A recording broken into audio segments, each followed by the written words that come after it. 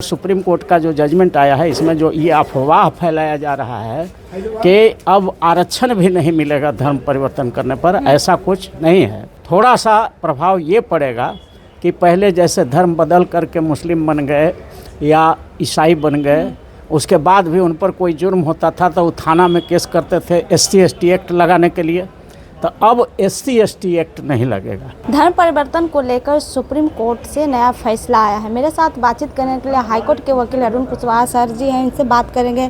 Supreme court से sir SC/ST के लिए नया फैसला है धर्म परिवर्तन को लेकर। देखिए, ये जो फैसला आया है उसमें जो मनुवादी मीडिया में जो प्रचार किया जा रहा है वो ऐसा कुछ नहीं है।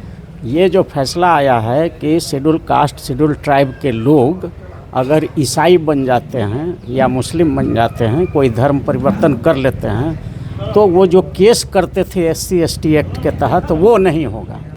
लेकिन उसमें रिजर्वेशन को प्रभावित नहीं किया गया है, क्योंकि रिजर्वेशन जो मिल रहा है वो फंडामेंटल राइट है। भारत के संविधान के आर्टिकल 16 सब क्लॉज 4 में आरक्षण देने का जो आधार बनाया गया है वो है कि सामाजिक रूप से जो पिछड़ा है, जो शैक्षणिक रूप से पिछड़ा है और जिसका प्रतिनिधित्व देश के नौकरियों में नहीं है, उसको 3 ही क्राइटेरिया है।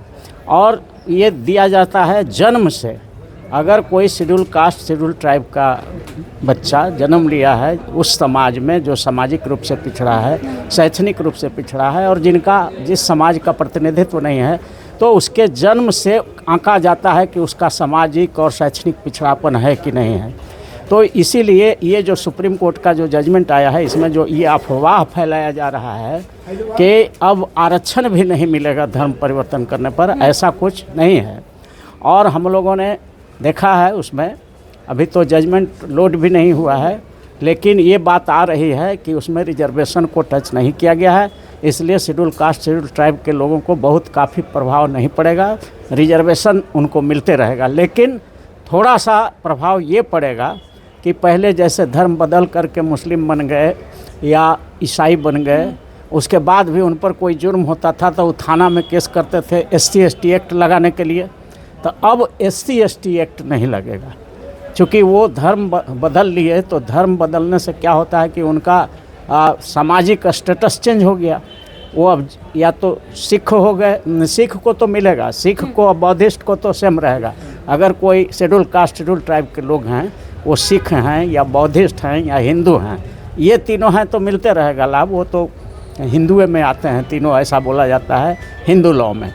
इसलिए सुप्रीम कोर्ट का जो जजमेंट आया है वो उससे SC/ST समाज को यही हानि इतना हो रहा है कि वो अब schedule caste schedule tribe atrocity act में केस नहीं कर पाएंगे।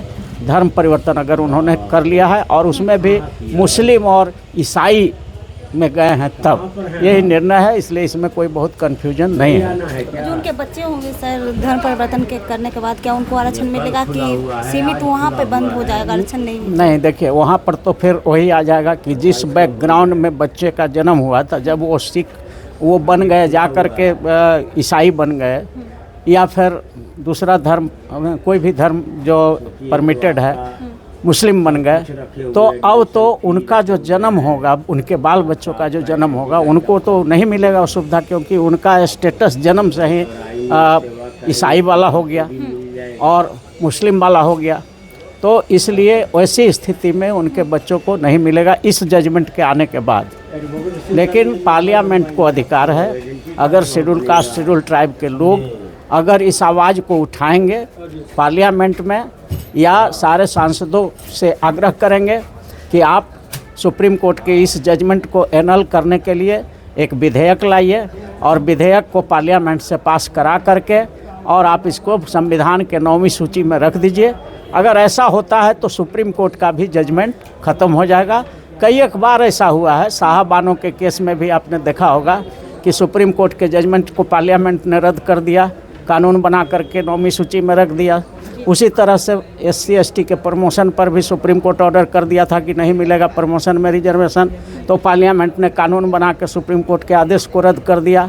उसी तरह से ये भी जो सुप्रीम कोर्ट का जजमेंट आया है, अगर पार्लियामेंट चाह लेगी तो एक अधिनियम ला करके इस जजमेंट को भी रद्द करके और जो अधिनियम पारित होगा पार्लियामेंट से उसको 9वीं सूची में रख देगी, तो फिर पूर्व के भांति सारा सुविधा मिलने लगेगा। इसलिए ये चूँकि भारत में लोकतंत्र है, जनता का राज है, जनता के द्वारा है और जनता के लिए है, तो लोकतंत्र में जनता मालिक होती है और जनता का प्रतिनिधि जो है बैठे हुए हैं वहाँ पार्लियामेंट में, तो पार्लियामेंट का सुपरमेसी है और भारत में कानून का राज है, किसी व्यक्ति का राज नहीं है। इसलिए यहाँ पार्लियामेंट जो कहेगा वही होगा, अंतिम निर्णय पार्लियामेंट का होता है। इसलिए अगर SC ST के लोग अगर इस जजमेंट से एग्रीव्ड हैं तो अपने अपने क्षेत्र के सांसदों को कहें कि वो इससे परेशान है, अगर उनको लगता है कि हमारा हक छीना जा रहा है इससे, तो वो अपने अपने क्षेत्र के MPs को कह सकते हैं कि पार्लियामेंट में इसके लिए बिल लाए और एक विधेयक बना करके और उसको पार्लियामेंट से दोनों सदन से पारित करा करके संविधान के 9वीं सूची में अंकित करा दें, तो भविष्य में कोई न्यायालय भी उस कानून को नहीं रद्द कर पाएगा, समीक्षा नहीं कर पाएगा। SC समाज के लिए सर लाभ होगा कि कहीं ना कहीं हानि नहीं, हानि है, हानि तो है। शेड्यूल कास्ट के जो लोग थे, शेड्यूल ट्राइब के जो लोग थे, सिख बन जाते थे तो वहाँ थोड़ा सा आर्थिक पढ़ाई लिखाई संसाधन मिलता था, तो आगे बढ़ने में उनको सुविधा होती थी। तो वो सुविधा तो अभी भी आरक्षण वाला मिलेगा, उसमें जजमेंट में ऐसा नहीं है कि रिजर्वेशन से वंचित कर दिया जाएगा, ऐसा नहीं है। लेकिन उनके आने वाले जनरेशन को परेशानी हो सकती है और फिर वो SC ST एट्रोसिटी का जो लाभ लेते थे, केस करते थे, वो नहीं कर पाएंगे। ये 2 घाटा हो रहा है। तो घाटा तो कुछ है, बहुत बड़ी घाटा नहीं है, लेकिन कुछ तो है ही। तो इसके लिए पार्लियामेंट सक्षम है, अगर वो लोग चाहेंगे तो वहाँ से कानून बनेगा। जी, बहुत बहुत धन्यवाद सर। मेरे साथ अरुण कुशवाहा सर थे, हाईकोर्ट के वकील। बाकी इस पूरी बातचीत पर आपकी क्या राय, कमेंट बॉक्स में ज़रूर बताइएगा। धन्यवाद।